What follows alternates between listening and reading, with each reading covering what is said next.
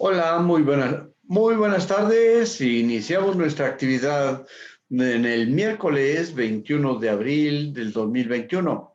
Clase de ética y cuidado de sí para segundo semestre, grupo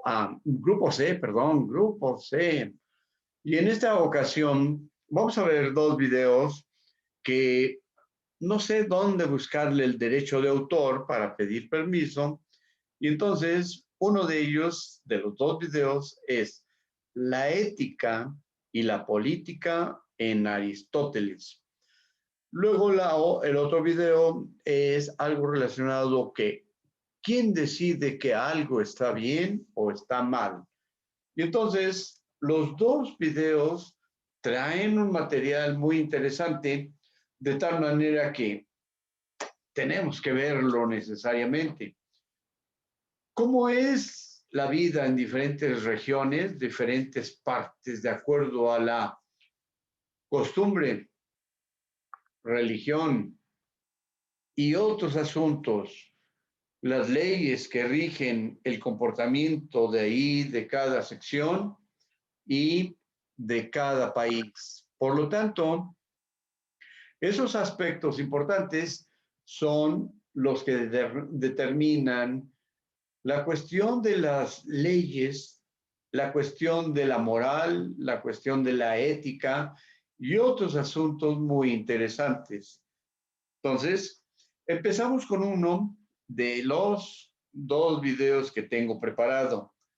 Y entonces, esos dos videos nos van a dar una visión del mundo, de cómo piensan y cómo ven las cosas en otro país, en otra región, en otra cultura.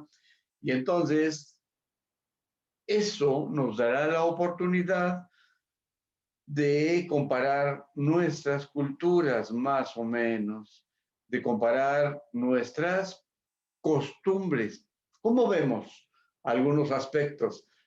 Y entonces, lo que vemos, por ejemplo, estamos en la playa, pues estamos acostumbrados a ver a la gente en traje de baño, pero resulta que vemos a una persona en traje de baño en el centro de una ciudad y además de las que, pues, por tradición son de clima frío, pues ahí sí, hasta en el periódico, en las noticias, a esa persona la arresta la policía por andar en ese tipo de expresión de su ropa, pero en la playa a nadie le llama la atención que camine una persona en bikini o en alguna ropa un poco más ligera.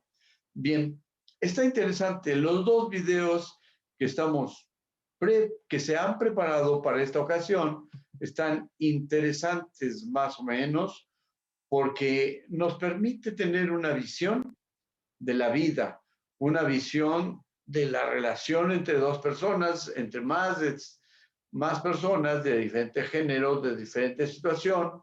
Y en ética, uno de los conceptos más importantes es el respeto a la identidad, el respeto a cómo piensa la otra persona, incluso hasta cómo habla.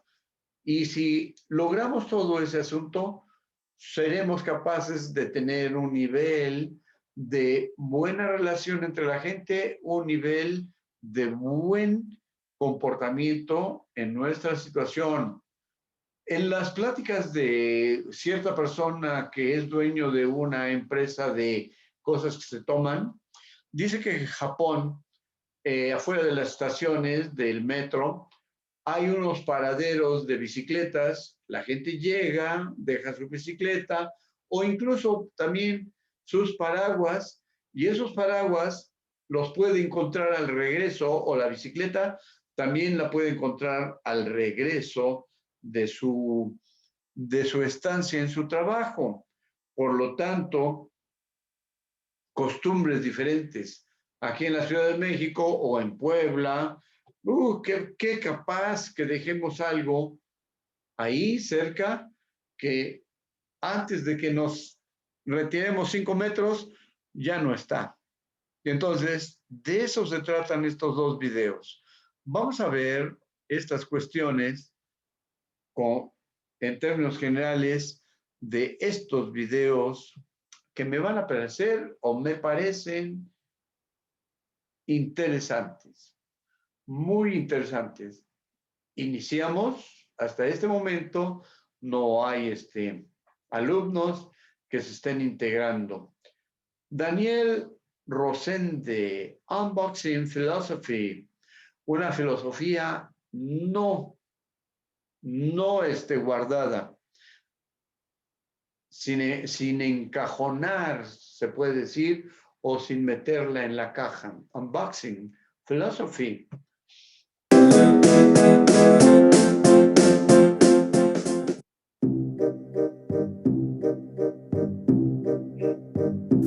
¿Qué tal, entes pensantes? Aristóteles se da cuenta de que hay cosas que las hacemos para conseguir otras cosas y hay acciones que son un fin en sí mismo. ¿Cómo? Muy sencillo. Señor, ¿usted por qué va corriendo? Para subirme al autobús. ¿Y por qué? Para ir a trabajar. ¿Por qué? Para conseguir dinero. ¿Por qué? Para conseguir otras cosas que son importantes para mi bienestar y felicidad. ¿Y por qué quiere usted ser feliz? Porque sí. No hay ninguna razón ulterior.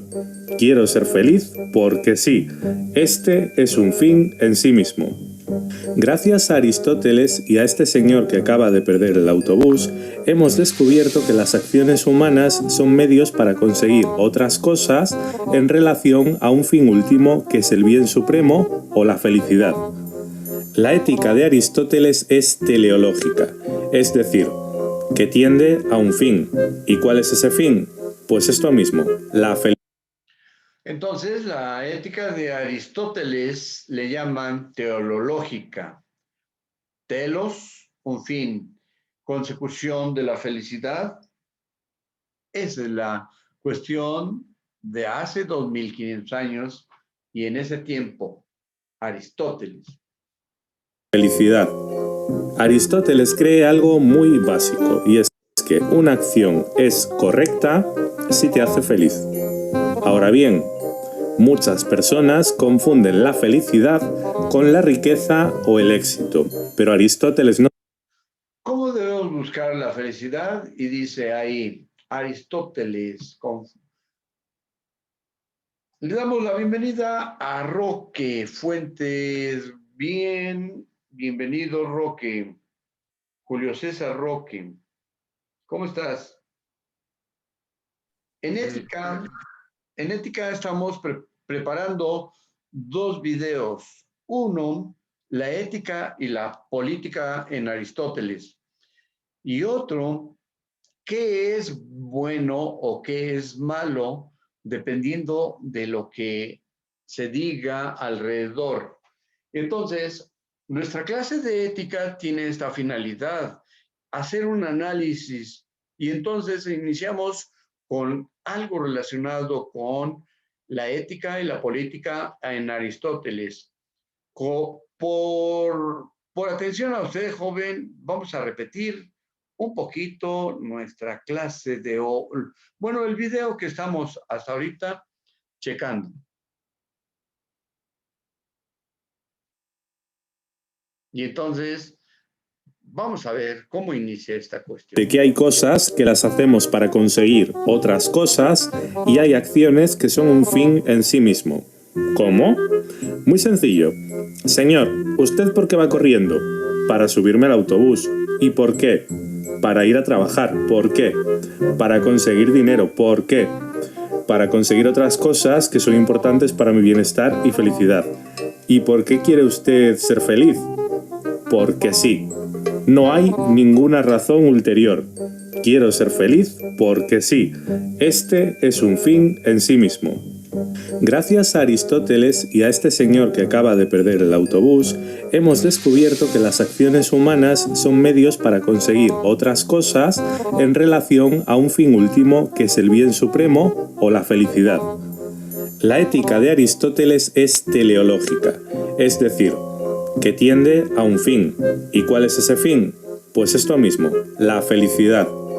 Aristóteles cree algo muy básico y es que una acción es correcta si te hace feliz. Ahora bien, Muchas personas confunden la felicidad con la riqueza o el éxito, pero Aristóteles nos demostrará que estas personas están equivocadas. Las personas que están todo el día buscando placeres inmediatos se acaban convirtiendo en una especie de esclavos. Imaginaos cómo sería estar todo el día buscando placeres inmediatos, ahí tumbados en la playa, tomando batidos de coco y teniendo placeres sexuales a todas horas. ¡Ah! ¡Qué horror!, ¿verdad? Bueno, a mí no me miréis, Aristóteles creía que era de esclavos. Otras personas creen que la felicidad es el honor. Aristóteles no está de acuerdo. Para empezar, el honor no es algo que tengas en ti mismo, sino que es algo que los demás te confieren, así que tampoco puede ser la felicidad. ¿Y la riqueza? Una vida dedicada a amasar riqueza es la más absurda e inauténtica. ¿A ti de qué te vale estar en una habitación encerrado con mucha riqueza si no puedes hacer nada con ella?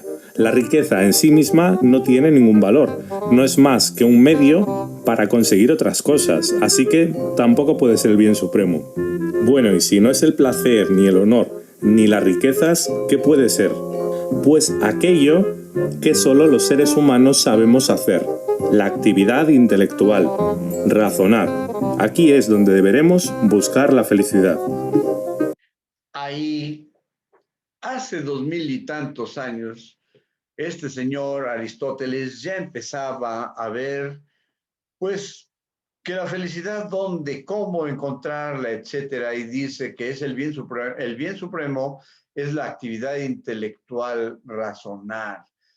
Pero habría que situarnos dentro del contexto social en Grecia, pero de ese tiempo, de hace 2400, 2500 años, donde había una distribución de la riqueza muy importante, había gente que eran esclavos, gente que eran pues dueños de grandes cantidades de tierra y grandes cantidades de dinero, y además, aún así, para Aristóteles no era suficiente tener mucho dinero ni muchas tierras, sino lo más importante de él era la actividad intelectual. Y dice, el bien supremo es la actividad racional, no es la riqueza, el honor o los placeres corporales. Entonces, él, de alguna manera, llega hasta nuestro tiempo por haber estado pensando, por haber estado escribiendo sobre las cuestiones importantes que le competen al individuo o al ser humano. Si recordáis, Sócrates defendía el intelectualismo moral, identificaba la virtud con el conocimiento. Aristóteles no estará de acuerdo. No basta con conocer qué es el bien. Si queremos ser justos y buenos, tendremos que practicar la bondad y la justicia creando un hábito. Las virtudes éticas y dianoéticas. Si hay exceso o defecto, no hay virtud. La virtud requiere la justa proporción, que es la vía intermedia entre dos excesos. Y entonces ahí observen por favor que ya hay palabras así medio raras, dianoéticas. Y entonces observan cómo ponen una balanza de la cuestión de las virtudes éticas y las virtudes dianoéticas. ¿Qué significa este asunto? Virtudes dianoéticas y éticas. Entonces, lo vamos a ver porque en el lenguaje griego o en latino o de alguna manera el que llega a nosotros, a veces confunde nuestro pensamiento y no entendemos más o menos. Estamos viendo algo relacionado con la ética y la política en Aristóteles. Y esto es parte de nuestra clase de hoy porque entramos a la sección de definiciones y esa sección de definiciones nos permiten entender de una manera diferente la cuestión teórico-práctica de lo que debemos saber desde otra perspectiva. No nada más lo que sucede en nuestro entorno, sino el aspecto histórico de cómo es que llegamos a pensar ahora. Por ejemplo, ¿cuál es la virtud del valor? Un exceso sería ser muy cobarde. Imagínate que estás jugando al Call of Duty y tienes tanto miedo que te quedas escondido en una esquinita, no haces nada. Eso es un exceso de cobardía. El otro exceso sería ir corriendo a lo loco en medio de todo el mundo sin ningún tipo de estrategia. Eso sería una temeridad. Pues la virtud del valor será el justo medio entre los excesos de la temeridad. Entre los excesos de la temeridad y la cobardía. Entonces, de alguna manera, siempre debemos ser nivelados, debemos ser equilibrados, ¿no? Ni muy cobardes, ni muy temerarios. Como decía Aristóteles, hay que razonar y eso del razonamiento es una virtud o una riqueza también. Bien, continuamos. Una temeridad, pues la virtud del valor será el justo medio entre los excesos de la temeridad y la cobardía. De entre todas las virtudes, la más importante es la de la justicia. La justicia genera armonía entre las diversas funciones del ser humano y su relación con los demás. Implica dos cosas. Va un poquito rápido esta cuestión y entonces quedamos aquí en la justa situación entre lo temerario y el exceso de cobardía o lo cobarde. Hay un exceso de de ser muy valiente, aparentemente, o ser cobarde en exceso, pero nosotros debemos estar equilibrados, ni muy temerario ni muy cobarde, siempre reaccionando de una manera pensada. Pues la virtud del valor será el justo medio entre los excesos de la temeridad y la cobardía. No soy ni cobarde ni temerario. He alcanzado el justo medio entre dos excesos. Ahí a la derecha está. De entre todas las virtudes, la más importante es la de la justicia. Entre todas las virtudes, la más importante es la de la justicia. ¿Por qué es muy importante esa cuestión? Porque la justicia nos permite vivir de una manera, pues, controlada, libre, nos permite ir de aquí para allá sin problemas.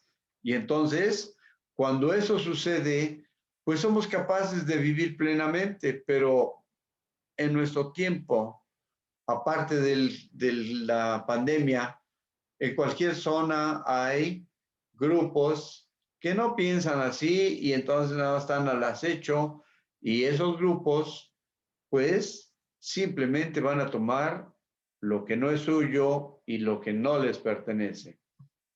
Bien, continuamos.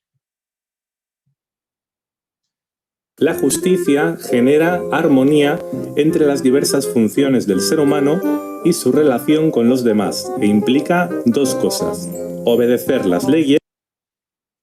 Escriban eso, por favor, porque esto es histórico. Y entonces, al ser histórico, vamos hacia el origen de nuestras culturas. La justicia genera armonía entre las diversas funciones del ser humano y su relación con los demás e implica obedecer a las leyes y la equidad hacia los demás.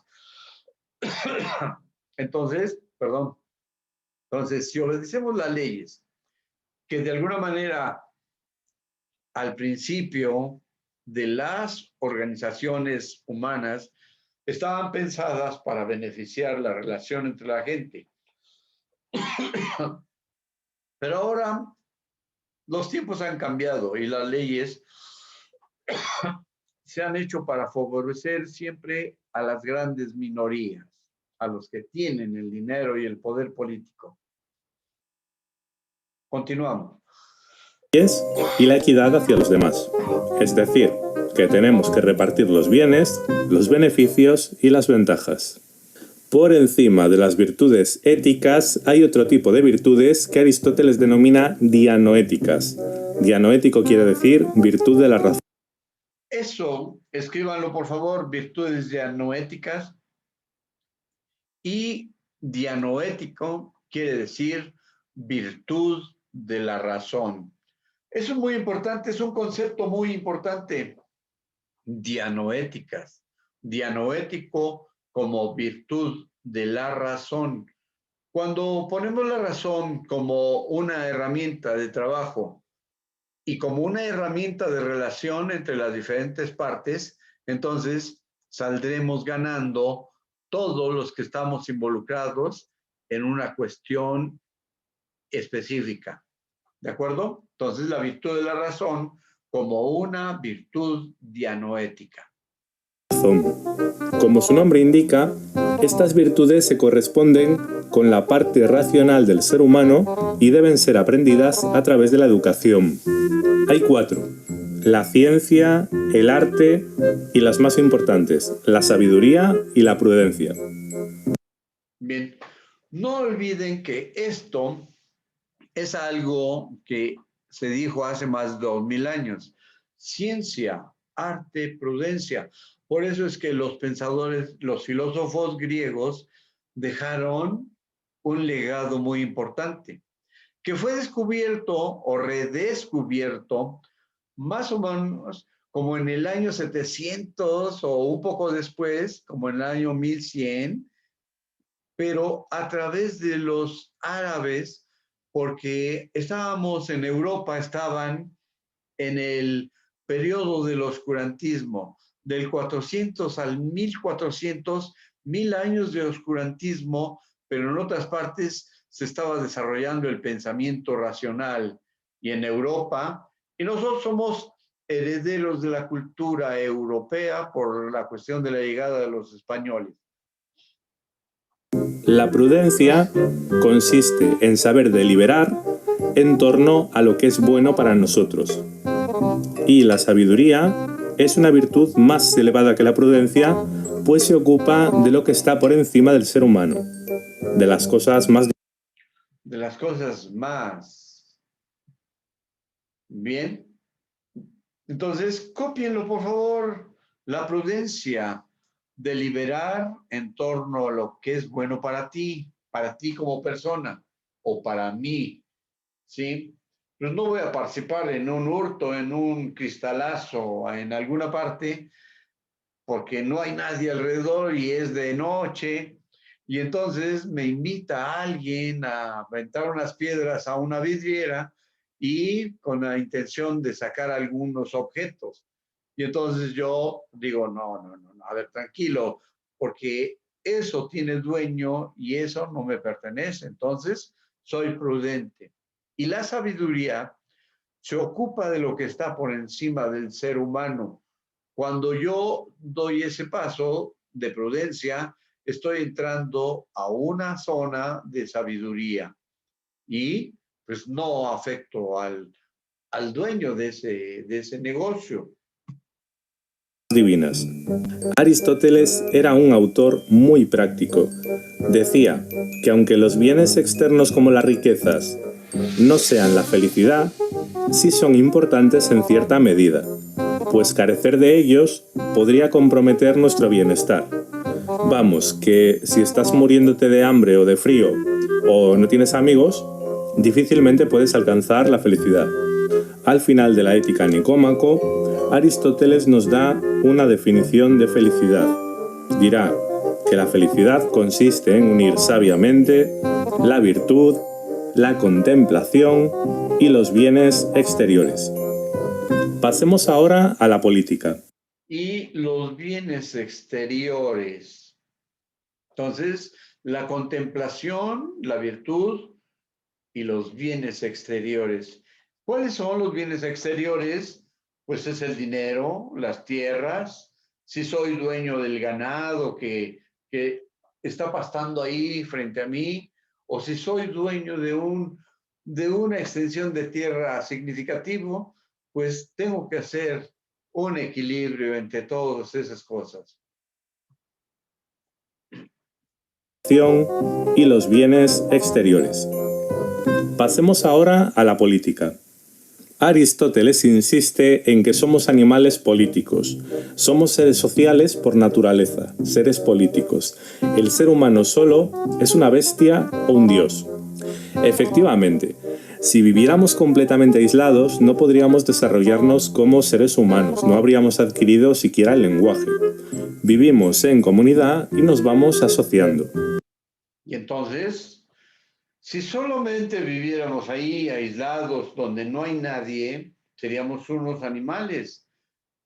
No habría ningún desarrollo del lenguaje. La historia de Tarzán, que fue criado por cierto grupo de personas, de animales en la selva, y luego lo descubre supuestamente la civilización, pero ese Tarzán, a pesar de sus rasgos, etcétera, no tiene esa capacidad de convivir con los nuevos humanos que ha conocido.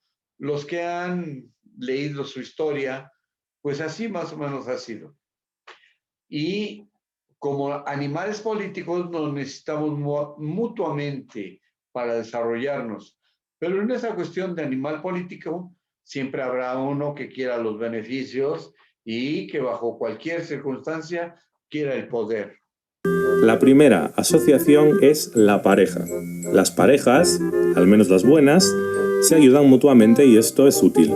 Existe otro grado de asociación mayor que se da cuando se unen varias familias en una aldea. Gracias a esta unión se puede dividir el trabajo. No todos tienen que hacer de todo, sino que se pueden especializar en diferentes tareas y esto es útil. Además, se pueden defender comúnmente. Pero hay un grado aún mayor.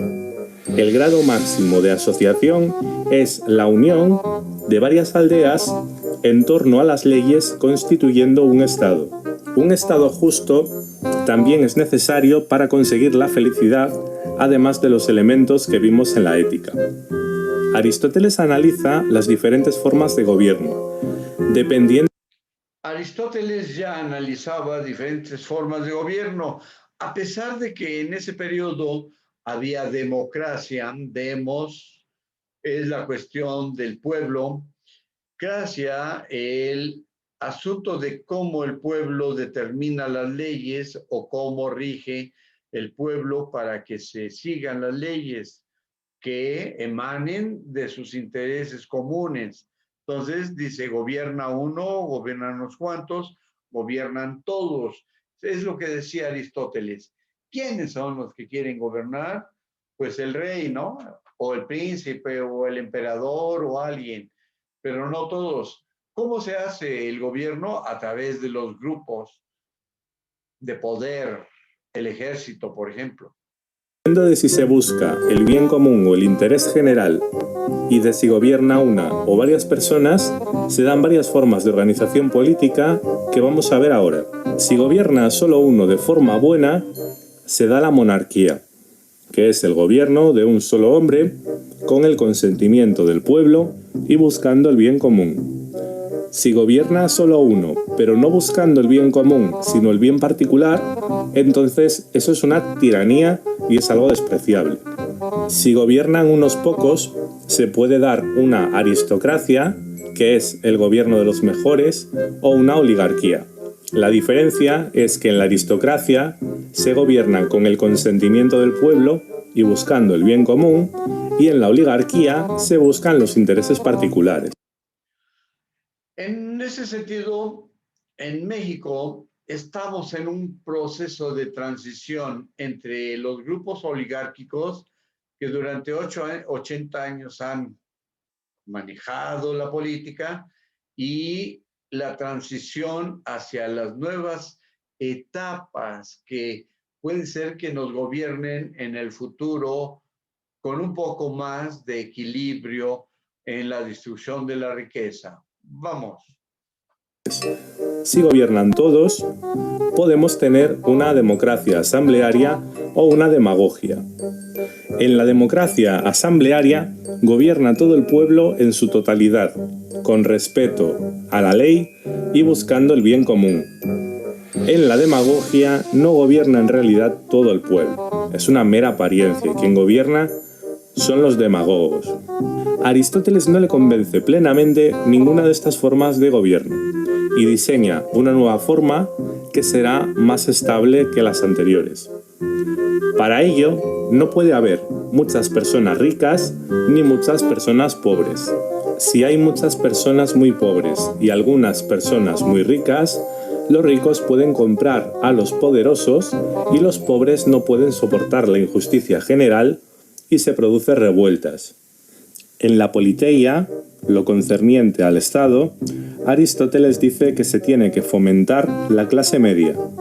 El sistema de Ahí está algo interesante, porque tenemos un triángulo en donde hasta arriba hay poquitos, pero esos gobiernan y se enriquecen, y hasta abajo está todo el pueblo, y hay una brecha larguísima, muy vacía, entre los pocos ricos y los muchos pobres.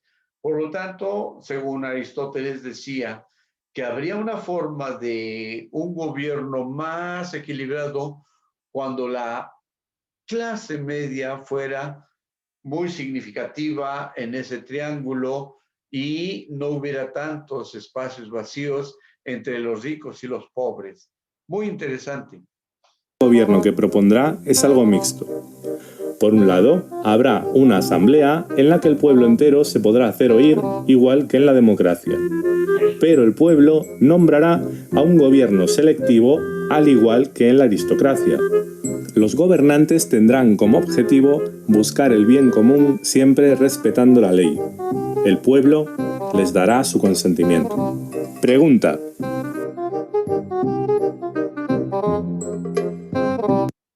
¿Cuál es la definición de felicidad para Aristóteles?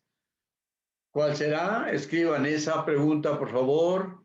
¿Cuál será? ¿Cuál es la definición de felicidad para Aristóteles? Y está en este último dibujo.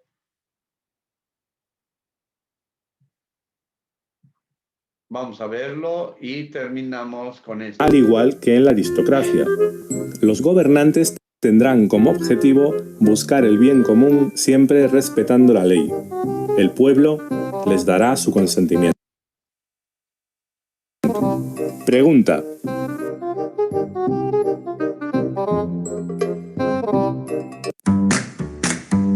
Ahí está. La pregunta quedó en el aire.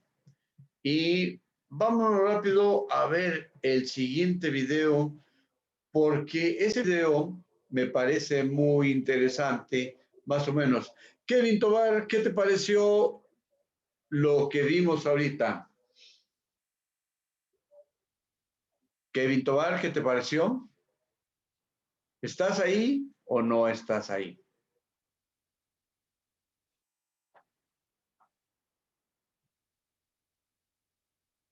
Preguntas. Ponen su cámara y se van. ¿Por qué?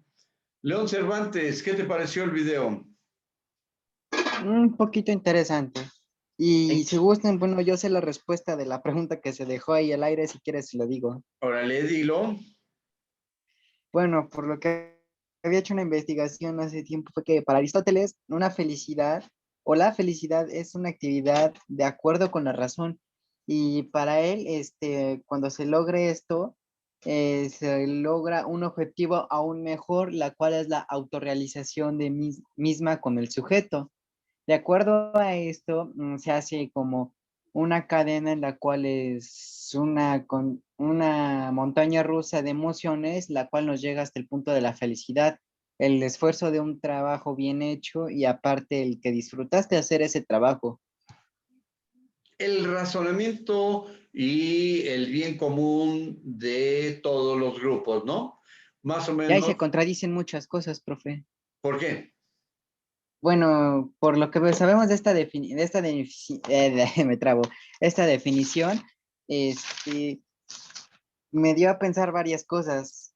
Una de ellas es de que, de ese viejo dicho que dice, lo que no te mata te hace más fuerte. Yo no creo que sea así. Creo que las cosas que te intentan matarte te enfurecen y te entristecen. La verdadera fuerza viene dada de las cosas buenas, la familia, los amigos y la satisfacción de un trabajo duro, como lo dijo Aristóteles. Por eso Órale. necesitamos cada uno de nosotros esa chispa de fuerza para levantarnos de la cama cada día más Muy y más bien, contentos. muy bien. Vamos a ver el siguiente video porque se nos va a acabar el tiempo de repente y mm, me pareció bien, muy interesante lo que dice León Cervantes. Muy bien, joven. Muy bien. Y ahí vamos con un 10 para las dos materias, yo creo. Gracias por participar y vamos a ver este video rapidísimo. Se nos va a acabar el tiempo dentro de poquito. Ale.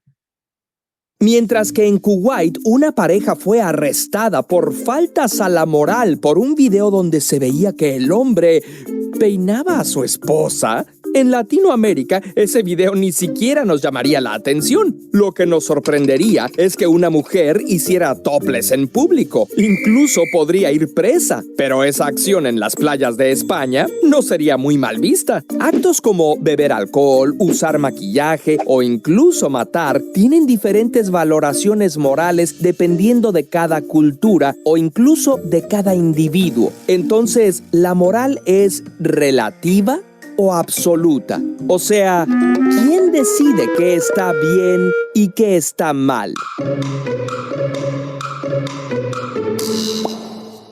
El tema de este video fue elegido por quienes nos apoyan con un donativo a través de Patreon en patreon.com/curiosamente o a través del sistema de miembros de YouTube haciendo clic en el botón Comercial. cerdo. Incluso dentro de una misma cultura, la moral cambia. Hace unas cuantas décadas, ser homosexual se consideraba una grave perversión y en la actualidad quienes piensan que es inmoral son cada vez menos. Hace 200 años, la esclavitud era perfectamente admisible y afortunadamente ahora la vemos como completamente inmoral. La ética es la disciplina filosófica que estudia la moral, pero los estudiosos de la ética no están de acuerdo en si existe o no una moral universal. La facción que afirma que sí se llama universalismo moral. Piensan que hay principios y valores objetivos, reales y que son comunes a toda la humanidad. Los que piensan que no forman parte del relativismo moral. Sostienen que cada cultura o cada individuo tiene su propio sistema de valores y que estos van cambiando.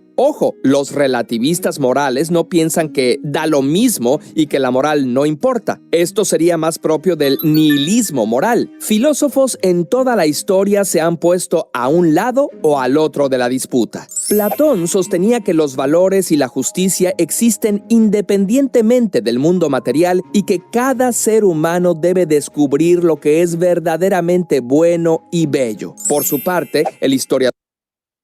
¿Cómo ven? Ya son 5:37 más o menos, otros 3 minutos de clase y nos retiramos o terminamos de verlo.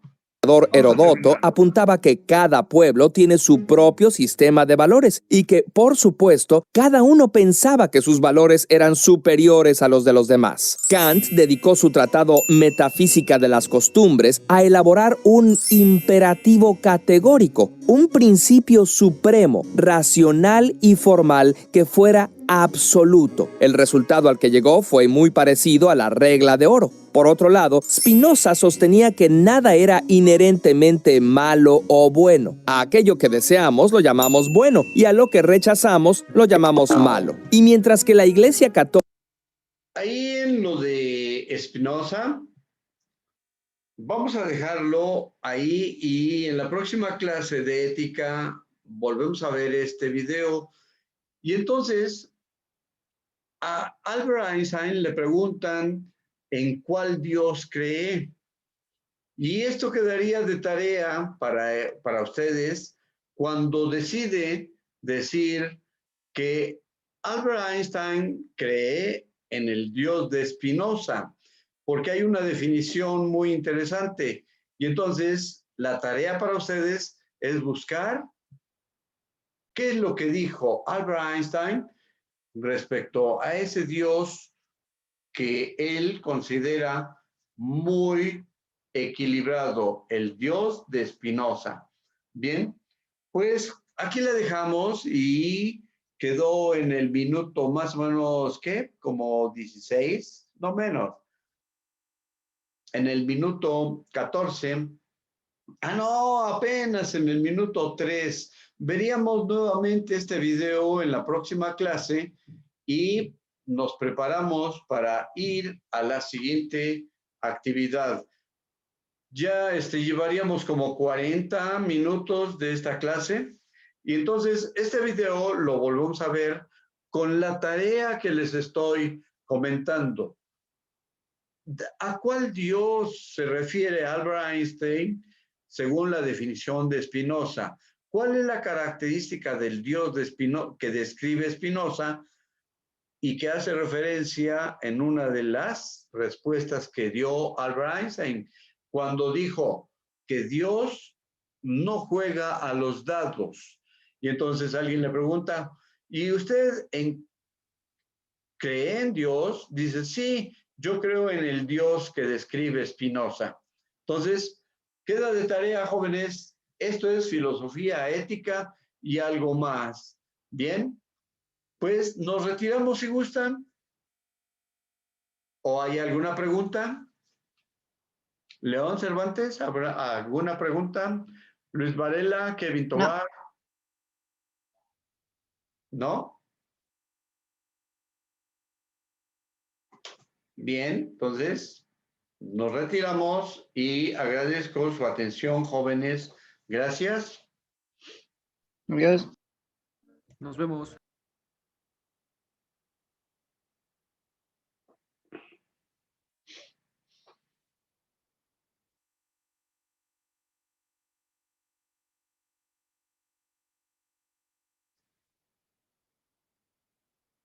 No.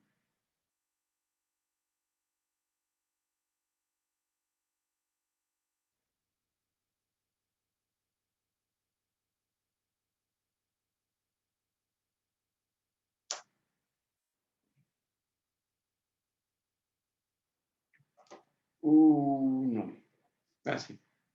Bien. Pues terminamos por hoy. Gracias por la atención y estamos en contacto próxima clase.